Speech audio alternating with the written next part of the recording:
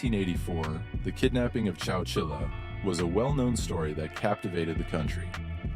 Although none of the children were rendered speechless for life, a significant number of them were so traumatized that they were unable to talk for several hours after being rescued. Selective mutism, on the other hand, can persist for lengthy periods of time, sometimes even years. When selective mutism becomes more than simply a psychological barrier, however, and becomes the deciding factor in whether or not someone lives or dies, what happens? Let's take a closer look at one such instance. Everyone in the town was taken aback by a horrible murder that took place in a peaceful suburban area in the Midwest. In the middle of the night, a father was discovered dead in his own living room, had been stabbed. There were no indications that the door had been pushed open, and it appeared to be a heist that had gone awry. Nonetheless, there was a significant component that left scientists perplexed. The man's daughter, who was 6 years old, was present in the residence. She had been in the room when the murder took place.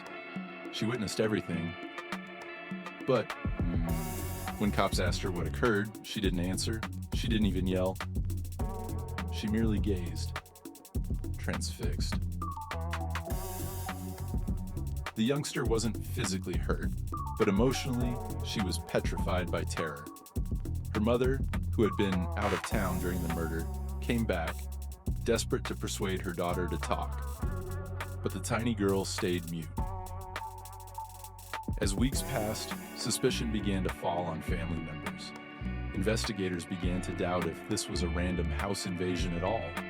Why was there no trace of forced entry? Could the murderer have been someone the family knew? Someone close to the police now had a lead, but it wasn't until the child's psychologist made a breakthrough that the complete truth came out. Through treatment, the girl ultimately uttered one word: Mom. Further inquiry found that the mother had been embroiled in a heated custody fight with the father. The night of the murder, she had secretly come home, approaching him in a fit of wrath.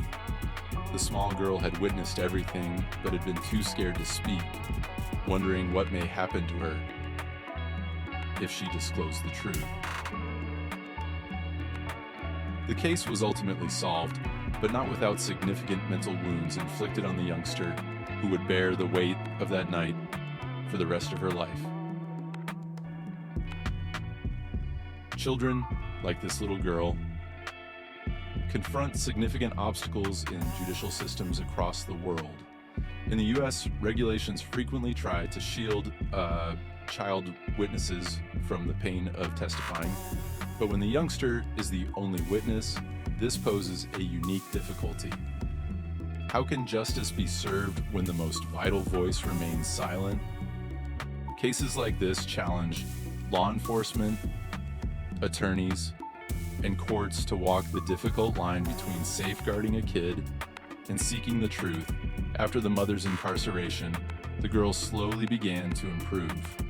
Although selective mutism is not easily overcome, it took years of treatment for her to regain her voice, and even then, the psychological wounds persisted.